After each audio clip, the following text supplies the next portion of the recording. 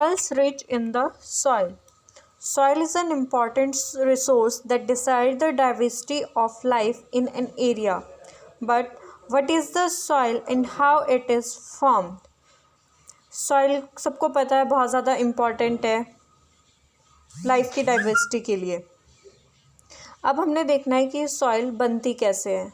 The outermost layer of our earth is called the crust and the minerals found in this layer supply a variety of nutrients to life forms. Earth की जो सबसे outermost layer होती है that is called crust. And earth crust के अंदर जितने भी minerals present होते हैं वो क्या करते हैं, बहुत सारे न्यूट्रिएंट्स प्रोवाइड करते हैं हमको हमारी लाइफ फॉर्मेशन के लिए। But these minerals will not be available to the organisms if the minerals are bound up in huge rocks. ये जो मिनरल्स होते हैं नॉर्मली सॉइल में प्रेजेंट नहीं होते, ये रॉक्स के अंदर प्रेजेंट होते हैं। Over long period of time, thousands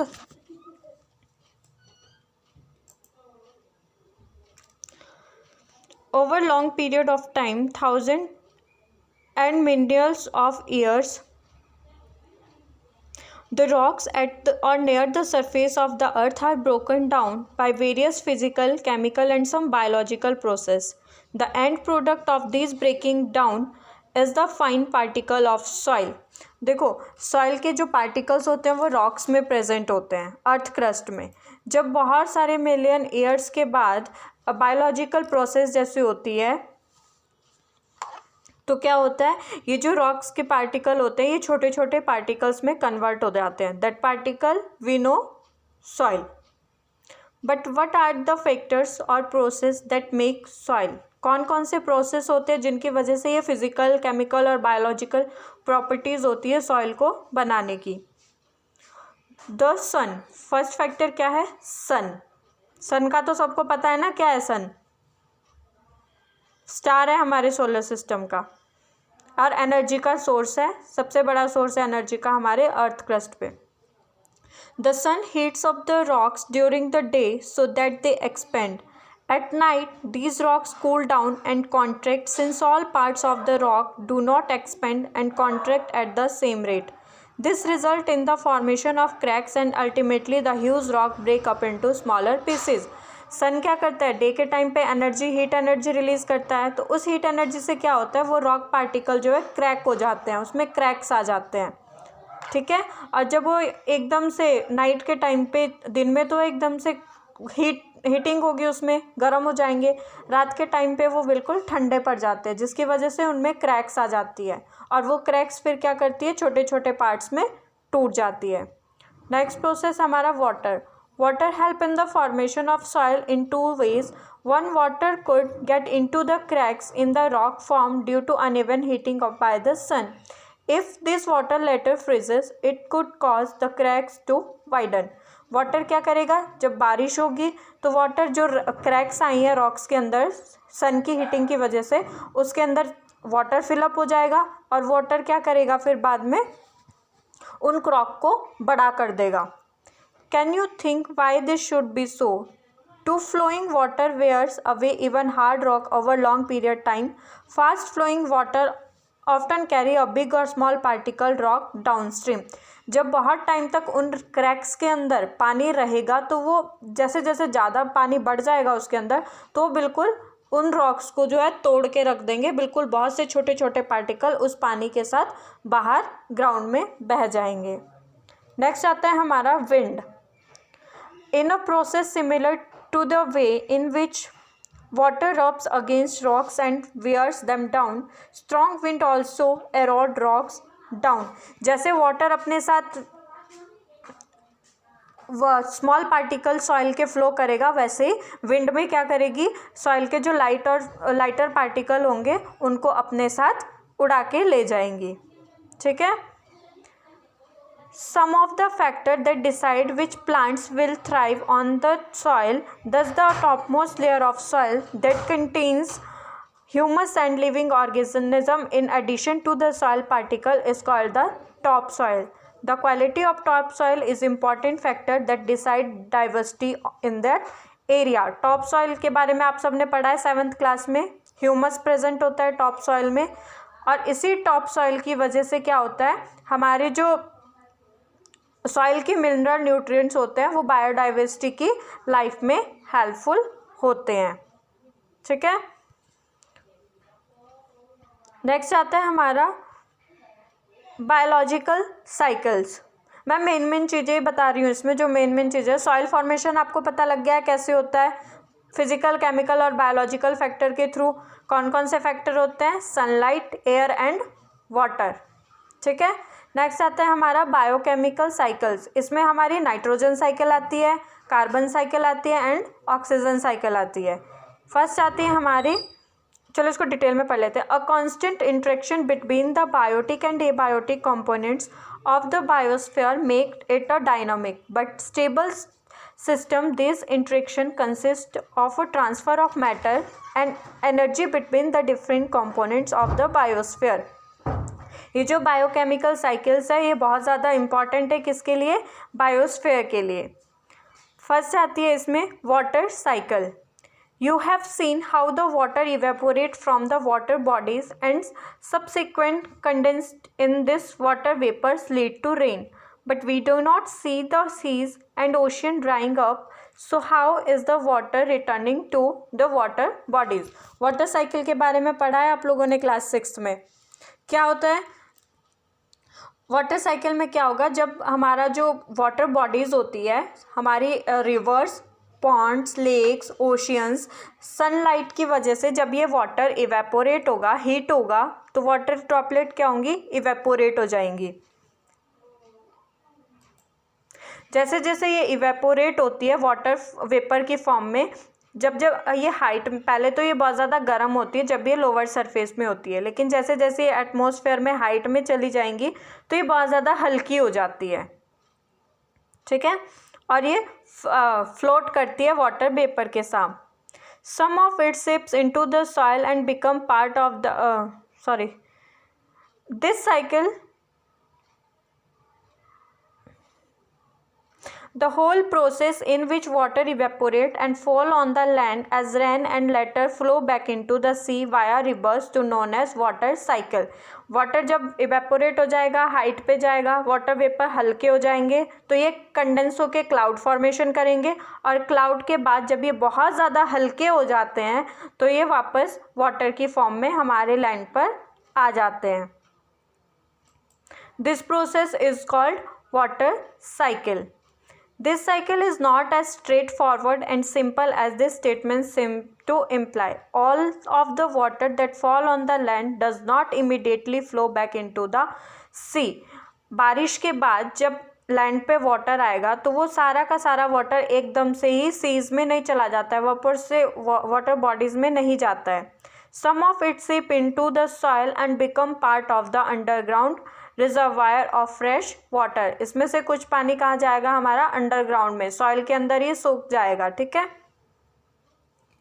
some of this underground water find its way to the surface through springs. और फिर जो ये अंडरग्राउंड वाटर होगा ये स्प्रिंग्स के थ्रू फिर अपनी जगह बनाएगा सीज में जाने के लिए,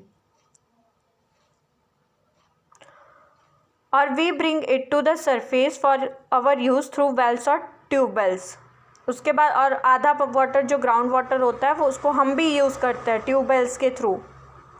water is also use by terrestrial animals and plants for various life process. और जो ये बारिश का पानी होता है, देखो बारिश का पानी भी 3 पार्ट्स में डिवाइड हो जाता है। एक तो क्या होता है, सीधा ही रिवर्स में जाके लेक्स में जाके रिवर्स के थ्रू ये सीज में चला जाता है। कुछ सॉइल एब्जॉर्ब कर लेती है, वो अंडरग्राउंड चला जाता है।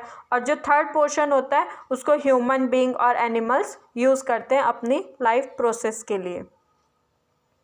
नेक्स्ट आता है हमारा नाइट्रोजन साइकिल। वाटर साइकिल समझ आई सबको?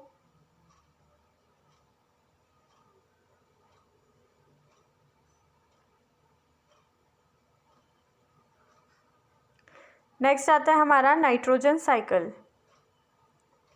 Nitrogen gas makes up 78% of our atmosphere and nitrogen it's also a part of many molecules essential of life like protein, nucleic acid and some vitamins. 78% nitrogen present है हमारे atmosphere में। ठीक है, life बहुत ज़्यादा nitrogen के अलावा भी और बहुत से मॉलिक्यूल है जो हमारी लाइफ के लिए बहुत ज़्यादा ज़रूरी है, जैसे प्रोटीन्स हो गए, न्यूक्लिक एसिड जो जिसमें हमारा डीएनए आता है, आरएनए आता है, और कुछ एक vitamins. Nitrogen is found in other biologically important compounds such as alkaloids and urea etcetera. ठीक है, ये जो नाइट्रोजन होती है ये एक कॉम्प्लेक्स कंपाउंड है. ठीक है, इसको जो प्लांट्स और एनिमल होते हैं वो डायरेक्टली यूज़ नहीं कर पाते हैं. जैसे आपने डाइजेशन के बारे में पढ़ा है क्लास 7th में, तो डाइजेशन में भी क्या होता है, जो कॉम्प्लेक्स सब्सटेंसेस होते हैं उनका ब्रेक डाउन होता है. ठीक है, फिर वो सिंपल फॉर्म में कन्वर्ट हो जाते हैं लाइक ग्लूकोज, ग्लाइकोजन एक्सेट्रा, जिसके बाद हमारी बॉडी उसको एब्जॉर्ब कर लेती है. वैसे ही जो नाइट्रोजन होते हैं, नाइट्रोजन को भी सॉइल में जो बैक्टीरिया प्रेजेंट होते हैं वो क्या करते हैं, एटमॉस्फेयर से नाइट्रोजन के कॉम्प्लेक्स कंपोनेंट को लेकर उनको छोटे छोटे नाइट्रोजन के कंपोनेंट्स में कन्वर्ट करते हैं और फिर उसको यूज़ किया जाता है प्लांट्स और एनिमल के थ्रू. ठीक है, ये जो बैक्टीरिया होते हैं जो नाइट्रोजन को फिक्स करते हैं, छोटे कंपोनेंट को में कन्वर्ट करते हैं, उनको हम नाइट्रोजन फिक्सिंग बैक्टीरिया और फ्री लिविंग बैक्टीरिया बोलते हैं. Most commonly the nitrogen fixing bacteria are found in the roots of legumes in special structure called root nodules. ये जो नाइट्रोजन फिक्सिंग बैक्टीरियाज होते हैं ये लेग्यूम्स प्लांट की रूट्स में रहते हैं. लेग्यूमिनस प्लांट कौन से होते हैं, फलियों वाले प्लांट जिनमें फलियां लगती है, जैसे बीन्स वगैरह हो गए, ग्राम हो गया, इनकी रूट्स में ये प्रेजेंट होते हैं. और फिर उसके बाद क्या होता है, जब ये उन नाइट्रोजन को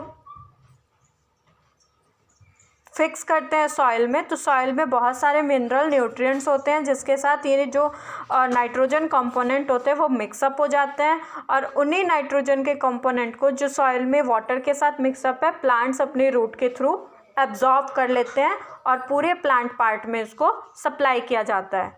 उसके बाद क्या होता है, जब ये प्लांट में सप्लाई हो जाएंगे तो ये plant generally convert them into amino acid which are used to make proteins. Some other biochemical pathway are used to make the other complex compound containing nitrogen. These proteins and other complex compound are subsequently consumed by enzyme. Plant क्या करते हैं, जो nitrates होते हैं उनको nitrites में convert करके amino acid बनाएंगे. ठीक है, जो प्रोटीन बनाने में हेल्प करेगा. और फिर वही कंपाउंड बाद में क्या होते हैं, एनिमल्स के थ्रू. एनिमल क्या करेंगे, फीड करेंगे प्लांट के ऊपर, तो वो प्लांट से वो जो कंपाउंड नाइट्रोजन के कंपाउंड्स हैं, अमाइनो एसिड है, वो एनिमल्स की बॉडी में चले जाएंगे. और जब एनिमल्स के ऊपर ह्यूमन बीइंग या कोई अदर ऑर्गेनिज्म फीड करेगा तो वो नाइट्रोजन के कंपाउंड क्या होंगे, वापस से उन ह्यूमन बीइंग और एनिमल की बॉडी में भी ट्रांसफ़र हो जाते हैं. Once the animal or the plant die, other bacteria in the soil convert the various compound of nitrogen back into nitrites and nitrates. उसके बाद जब वो एनिमल्स मर जाएंगे या प्लांट सड़ के गिर जाते हैं, तो जो डिकम्पोजर्स होते हैं, डिफरेंट टाइप के बैक्टीरियाज, वो क्या करेंगे, उन डेड डिकेइंग मैटर पे फीड करेंगे और वो जो नाइट्राइट्स उन डेड डिकेइंग बॉडी में प्रेजेंट है वो उन डिकम्पोजर की बॉडी में चले जाएंगे. A different type of bacteria convert the nitrate and nitrites into elemental nitrogen. Thus there is a nitrogen cycle in nature in which nitrogen passes from its elemental form in the atmosphere to simple molecule in the soil and water. यही हमारी nitrogen cycle है. Nitrogen cycle में क्या होगा कि ये जो elemental nitrogen होती है, एलिमेंटल नाइट्रोजन से मतलब है जो एटमॉस्फेयर में 78% नाइट्रोजन प्रेजेंट है, वो क्या होगी, नाइट्रोजन फिक्सर जो बैक्टीरिया होते हैं उनके थ्रू फिक्स की जाएगी सॉइल में, और सॉइल के बाद ये प्लांट और एनिमल में चली जाएगी. उसके बाद जब वो डेड डिकेइंग मैटर उनको एब्जॉर्ब कर लेंगे तो ये फिर से वापस एटमॉस्फेयर में फिक्स रहती है. नेक्स्ट आता है हमारा carbon cycle. Carbon is found in various form on the earth. It occurs in the elemental form as diamond and graphite. Carbon की फॉर्म से दोनों diamond and graphite. In the combined state it is found as carbon dioxide in the atmosphere. Atmosphere में ये carbon dioxide की form में present रहती है. As carbonate and hydrogen carbonate salts in various minerals, while all life forms are based on carbon containing molecules like protein, carbohydrate, fats, nucleic acid and vitamins. इसमें कौन कौन hydrogen और carbon के carbonates present होते हैं. इसके अलावा भी बहुत से मिनरल्स इसमें प्रेजेंट होते हैं. जैसे carbohydrate, nucleic acid, vitamins use किया जाता है ज़रूरी है एज अ मॉलिक्यूल, वैसे कार्बन डाइऑक्साइड की भी थोड़ी सी ज़रूरत लाइफ फॉर्म में होती है. The endoskeleton and exoskeleton of various animals are also formed for carbonate salt. जो एंडोस्केलेटन होता है, एंडोस्केलेटन से मतलब जो हमारा स्केलेटन होता है ना, वो सब किससे मिलके बने होते हैं? कार्बोनेट सॉल्ट से. Carbon is incorporated into life form through the basic process of photosynthesis, which is performed in the process of presence of sunlight by the all life forms that contain chlorophyll. Carbon dioxide कैसे atmosphere में increase होगी? Plant इसका use करते हैं इसका photosynthesis में. ठीक है. This process convert carbon dioxide from the atmosphere और dissolve in water into glucose molecule. Photosynthesis process में क्या होगा? जो एटमॉस्फेयर में कार्बन डाइऑक्साइड है वो वाटर के साथ डिजॉल्व होकर ग्लूकोज मॉलिक्यूल बनाएगी. This glucose molecule are either converted into other substance और used to provide energy for the synthesis of other biologically important molecule. ये जो ग्लूकोज मॉलिक्यूल है ये कन्वर्ट होके बहुत से यूज़फुल सब्सटेंस बनाते हैं जो बायोलॉजिकली हमें एनर्जी प्रोवाइड करती है. ठीक है. उसके बाद the utilisation of glucose to provide energy to living thing involve the process of respiration in which oxygen may or not be used to convert glucose back into the carbon dioxide. ये जो glucose का utilisation हुआ है वो क्या करेगा? Living things में energy को प्रोवाइड करता है. ग्लूकोज से हमें एनर्जी मिलेगी. ठीक है. रेस्पिरेशन के थ्रू क्या होता है? ऑक्सीजन का यूज़ होता है. ठीक है. और जो बॉडी में कार्बन डाइऑक्साइड है वो वापस से रिलीज़ हो जाएगी हमारी बॉडी से. जब वो हमारी बॉडी से रिलीज़ होगी तो वो वापस कहाँ चली जाएगी? एटमॉस्फेयर में. This carbon dioxide then goes back in the atmosphere. कौन सी कार्बन डाइऑक्साइड? जो हमारी बॉडी से निकली है. पहले ग्लूकोज की फॉर्म में हमने उसको लिया है. उसके बाद रेस्पिरेशन के बाद जब हमने ऑक्सीजन को लिया तो कार्बन डाइऑक्साइड को बॉडी ने बाहर कर दिया और वही कार्बन डाइऑक्साइड वापस से एटमॉस्फेयर में चली जाएगी.